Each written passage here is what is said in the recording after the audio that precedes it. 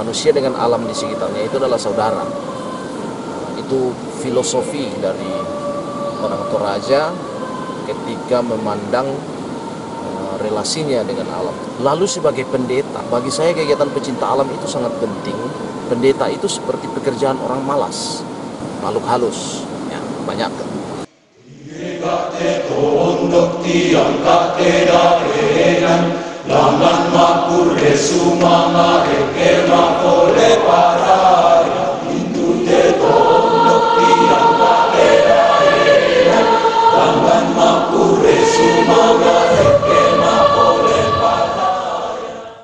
Halo teman-teman, selamat sore. Saya sedang camping di, seperti yang teman-teman lihat di sana, itu pinggir sungai. Pada kesempatan ini saya ingin menjawab atau menceritakan sedikit tentang pertanyaan-pertanyaan orang. Ada beberapa yang bertanya kenapa Pak Pendeta suka kegiatan-kegiatan seperti itu. Yang dimaksud dengan kegiatan seperti itu camping. Kenapa Pak Pendeta suka camping? Jadi apalagi kalau yang solo camping itu banyak sekali orang-orang di sini yang heran dengan aktivitas itu. Intinya ada semacam kebingungan, sedikit kebingungan. Seorang pendeta kok suka pergi ke alam begitu. Nah, awalnya sih sebenarnya dari hobi ini tidak muncul mulai dari SMA ya, tapi hobi mendaki gunung, hiking, trekking, dan beberapa kegiatan-kegiatan lintas alam lainnya itu mulai muncul ketika kuliah. Jadi karena saya akrab dengan beberapa teman anak-anak mahasiswa pecinta alam Mapala, sehingga kemudian saya sering ikut mereka, akhirnya ikut keterusan. Jadi mungkin bisa dikatakan bahwa titik awalnya adalah kebetulan ya. Saya pun tidak membayangkan dulu sebelum saya menjadi anggota Mapala waktu kuliah. Kalau lihat Mapala itu pergi jalan dengan kerel tas yang besar sekali itu dengan peralatan gunung, saya lihat kayaknya mereka membuang waktu secara sia-sia, kegiatan yang tidak bermakna. Tapi ketika saya kemudian mulai ikut dengan teman-teman yang mahasiswa pecinta alam waktu itu di kampus teologi, akhirnya keterusan, ketagihan dan keterusan begitu terus. Lalu ketika studi lanjut ke Yogyakarta, hobi itu terus tersalurkan, apalagi kalau di Jogja itu kan banyak gunung-gunung berapi yang tinggi, Gunung Merapi, Merbabu, di sekitaran Jawa Tengah, Jogja, Gunung Slamet pernah. Jadi kami sering mendaki gunung. Jadi jawaban pertamanya mungkin adalah memang sejak kuliah suka lintas alam ya, suka mendaki gunung, suka camping. Itu jawaban yang paling rasional, mungkin yang paling masuk akal yang pertama. Tapi yang kedua, bisa jadi memang sudah di dalam alam bawah sadar itu, saya itu memang sudah tertanam kedekatan dengan alam, karena saya ini dari latar belakang anak petani. Dari SD mulai mungkin belum sekolah sampai saya ingat itu sampai SMA, kehidupan saya itu ya di sawah, di kebun, di gunung gitu. Jadi mungkin, tapi bukan dalam rangka, walaupun bukan dalam rangka camping atau, tapi artinya saya sejak kecil sudah dekat dengan alam ya, dengan alam. Sebagai anak petani, keluarga petani ya, otomatis siang dan malam itu ya setiap hari interaksinya ada dengan alam. Jadi mungkin saja kebetulan waktu kuliah itu tinggal memantik saja, memunculkan dari alam bawah sadar saya itu untuk dekat dengan alam. Tapi semakin ke sini hal lain yang jauh lebih penting dan lebih prinsip menurut saya adalah memang kedekatan dengan alam itu sendiri sebagai sesama ciptaan. Kalau di Toraja itu ada satu konsep tentang relasi antara manusia dengan alam, itu disebut sangserekan. Artinya satu, kalau diterjemahkan secara bahasa Indonesia, manusia, kerbau, padi, dan ketika awal mula penciptaan itu disebut sangserekan. Kalau dalam bahasa Indonesia itu diterjemahkan lurus disebut satu sobekan. Jadi berasal dari satu entitas yang sama lalu kemudian terbagi-bagi. Nah, dengan kata lain ya, manusia dengan alam di sekitarnya itu adalah saudara. Nah, itu filosofi dari orang Toraja ketika memandang relasinya dengan alam. Dan karena itu ya bukan untuk meromantisir, tapi memang orang Toraja itu sangat menghargai alam dan lingkungan ya. Dari ya sebagai ciri masyarakat pertanian juga ya, jadi masyarakat yang konteksnya adalah agrikultural sehingga dekat dengan alam. Nah, lalu sebagai pendeta, bagi saya kegiatan pecinta alam itu sangat penting,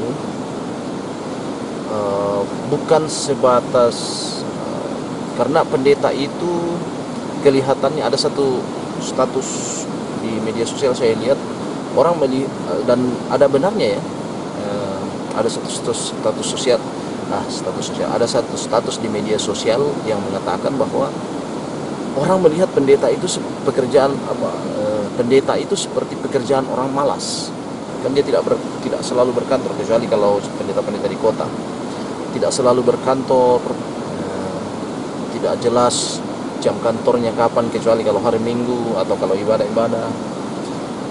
Mungkin dari segi beban pikiran dan beban mental, di situ yang pendeta itu sangat memikul beban yang kadang-kadang sangat berat di situ.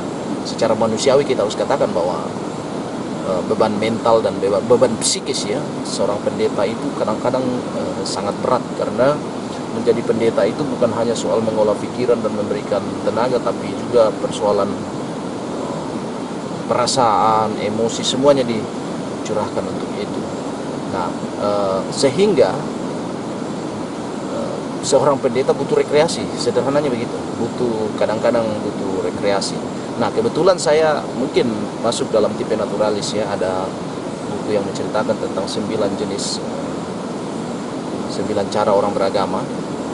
Saya mungkin masuk dalam tipe naturalis karena latar belakang yang tadi, latar belakang keluarga petani, lalu kemudian dulu waktu dia mapala, sehingga ya rekreasi saya, salah satu cara untuk menjaga kesehatan mental saya adalah dengan pergi ke alam seperti ini. Jadi ketika berada di puncak gunung atau di tepi sungai seperti ini, tidur mendengarkan suara sungai, saya melihat itu sebagai bagian dari menjaga kesehatan mental, bukan sekedar pergi rekreasi, bukan sekedar pergi bersenang-senang. Itu pertama. Yang kedua, sebagai pendeta, ya kadang dengan pergi seperti ini membawa buku, membawa di sini tablet, di dalam ada Alkitab, di dalam ada bahan-bahan renungan, juga saya bisa lebih efisien dalam mempersiapkan pelayanan, misalnya khotbah dan ya, refleksi renungan di tengah alam seperti ini. Saya tidak mau mengatakan bahwa inilah tempat terbaik, tapi inilah salah satu tempat yang sangat baik bagi saya untuk konsentrasi, persiapan, dan ya persiapan dengan sangat tenang dan menyenangkan. Mungkin jarang-jarang pendeta yang seperti ini, tapi saya adalah salah satu pendeta yang memang suka sekali berada di tengah alam bebas seperti ini. Dan bahkan saya sudah membayangkan bahwa seandainya saya pensiun nanti, saya maunya pensiunnya di kampung ya, di desa yang ada hutan-hutan pinusnya, ada sungai di situ. Ya yang seperti itu, yang kalau pagi ada seperti di Toraja ini pada umumnya, kalau pagi ada kabut. Ada satu lagi pertanyaan yang ingin saya jawab, tentang apakah tidak takut sendirian di tengah-tengah alam. Kata takut ini ketika orang bertanya kepada saya tahu punya dua makna. Takut kepada binatang buas. Ya, kalau di Toraja binatang buas apa ya? paling ular, tapi kan kita pakai tenda yang tidak bisa dimasuki oleh ular. Badai bisa jadi. Takut yang kedua itu adalah takut makhluk halus ya, banyak sebenarnya kebanyakan referensinya ke situ, arahnya ke situ. Apa tidak takut pada ya banyak hal, banyak yang dipercaya penunggu-penunggu dan sebagainya di tempat-tempat tertentu. Saya ingin membagikan tips, sebenarnya sudah ada di video saya yang satu, bisa teman-teman cek di tips solo camping ya. Yang pertama, saya pendeta dan saya orang yang percaya kepada Tuhan, dan saya yakin bahwa Tuhan itu, kuasa Tuhan itu melampaui segala sesuatunya. Itu saja. Jadi keyakinan itu membuat saya tidak tersugesti itu dengan. Nah, kalau soal binatang buas, soal badai, soal apa yang mau dimakan, itu kan soal bagaimana kita memperhatikan yang namanya keselamatan, safety ya. Ya, kecelakaan itu bisa saja terjadi, tetapi yang penting bagi saya adalah kita sudah mempersiapkan segala sesuatunya dengan baik. Yang paling utama adalah dalam mendaki seperti dalam kegiatan-kegiatan alam seperti ini, yang paling pertama adalah peralatan. Jadi peralatan yang cukup seperti tenda dan alat-alat yang lain yang aman, parang, banyak ya. Peralatan itu sangat penting untuk keamanan kita ketika kita camping. Selain peralatan, hal yang penting juga adalah logistik ya. Logistik harus diperhitungkan dengan matang. Kalau misalnya campingnya 2 hari, maka harus siapkan logistik yang paling kurang harus memang cukup untuk 2 hari, atau bisa bila perlu dilebihkan sedikit. Jadi perhitungannya memang juga harus akurat dan matang. Kalau campingnya 3 hari, 4 hari dan sebagainya, ya kita sudah harus punya perhitungan itu. Nah, jadi kita ke alam itu tidak asal-asal pergi saja, tapi memang segala sesuatunya sudah diperhitungkan dengan baik, peralatan, logistik, dan terutama adalah ketersediaan air. Air ini adalah satu komponen yang paling penting, sangat penting bagi kita. Makanan boleh habis, tapi air jangan sampai habis, karena kita bisa dehidrasi ya. Nah, selagi masih ada air, kita bisa kadang-kadang bisa bertahan. Jadi kalau saya ingat dulu waktu mendaki di Jawa itu, kami sudah harus punya peta sebelum naik, dan sudah harus tahu bahwa di pos sekian ada air, sehingga perbekalan air yang kami bawa harus cukup sampai di pos tersebut. Ada banyak sekali sih sebenarnya tips-tipsnya, tapi yang intinya adalah memang kita tidak, soal bahaya alam dan sebagainya itu kita tidak boleh asal-asalan ya. Harus ada perhitungan yang matang, peralatan yang cukup, dan logistik yang cukup. Kalau soal makhluk halus, soal yang lain-lain ya, yang seperti itu, yang makhluk kasat mata, yang tidak kasat mata, ya sekali lagi ya, saya percaya bahwa Tuhan berkuasa dan menjaga serta melindungi saya dari yang seperti itu.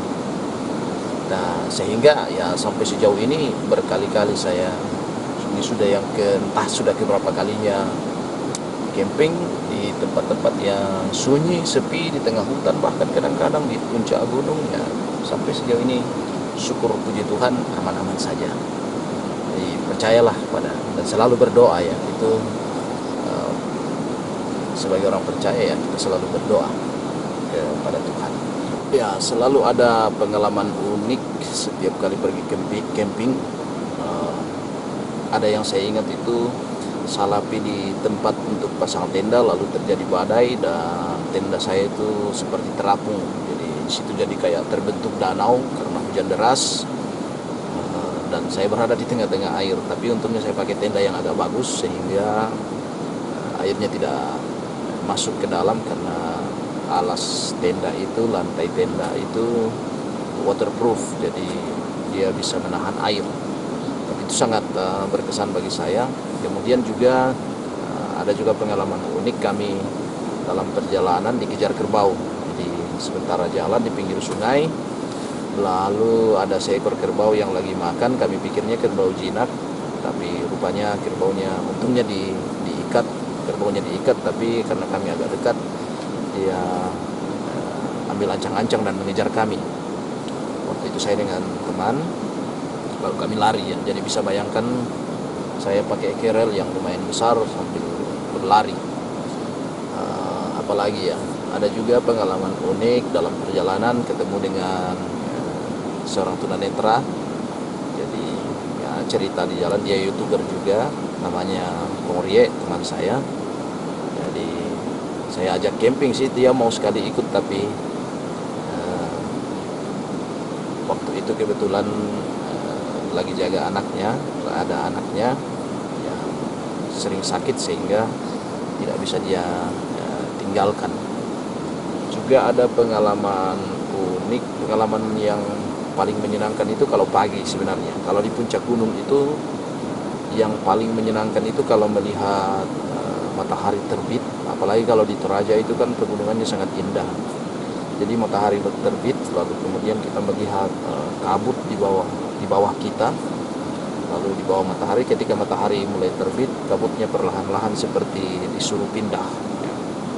Kabutnya mulai menghilang, pindah. Dan untuk pemandangan sunrise-nya pegunungan itu sangat mungkin terlalu berlebihan kalau dikatakan sangat mistis sekali, menimbulkan kesan mistis dalam arti mistis religius ya.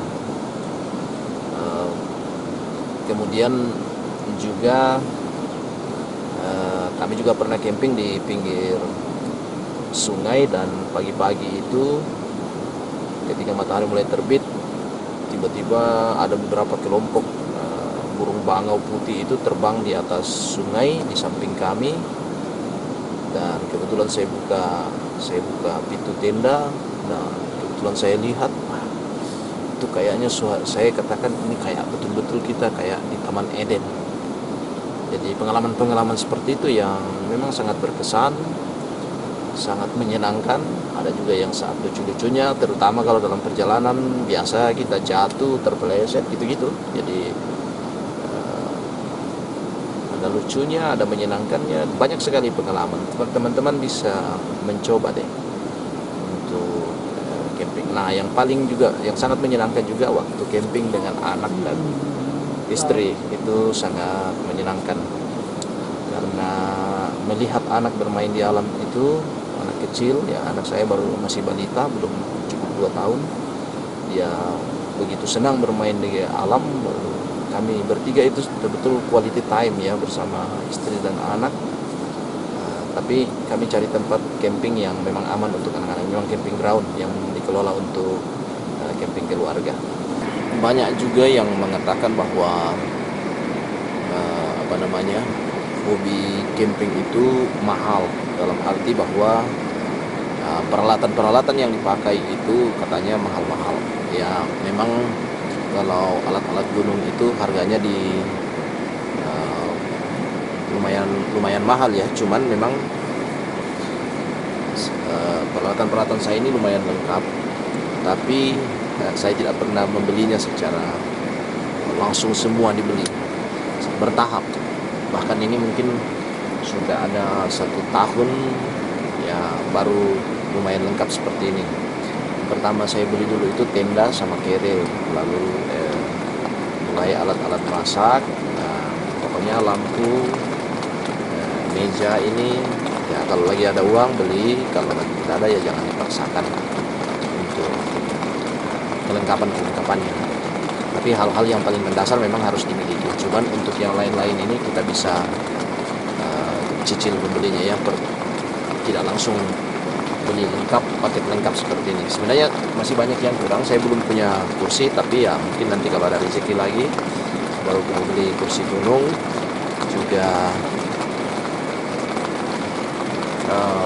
ada beberapa alat lagi yang masih mau dibeli, tapi mungkin tidak satu kali ya, step by step.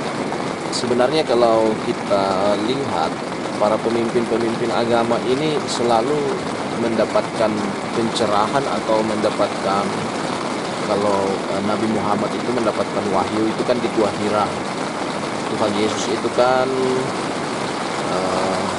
sebelum memulai pelayanannya dia menyepi dulu di padang gurun selama 40 hari 40 malam berpuasa dan supaya beraskese ya. Lalu Siddhartha Gautama apalagi dia melakukan meditasi yang sangat ekstrim dan banyak sekali. Jadi memang ada seorang teman yang bilang ke saya, kalau kau terlalu sering ke alam, bisa-bisa nanti kau dapat wahyu. Saya sih tidak sampai berpikir sejauh itu, tetapi memang saya menikmati perenungan dan kontemplasi ketika berada di alam seperti ini. Ya, seperti ini ketika berada di dalam tenda, kita mendengar suara sungai dan saat ini lagi hujan ya. Mungkin teman-teman bisa benar-benar tertangkap dalam kamera suara air hujan di atas atap, di luar lagi hujan. Ini menyenangkan. Kita membaca, tidur, berbaring, istirahat. Ini seperti musik terapi sehingga ya, sangat menyenangkan. Seperti yang saya bilang tadi ya, kadang saya justru mendapat inspirasi dalam persiapan khotbah, persiapan untuk mengajar, justru ketika berada di tengah-tengah alam seperti ini. Cuman memang karakter orang beda-beda, tidak semua orang bisa seperti ini ya. Yang kira-kira menyukai kegiatan alam ya pasti akan sangat menyenangkan.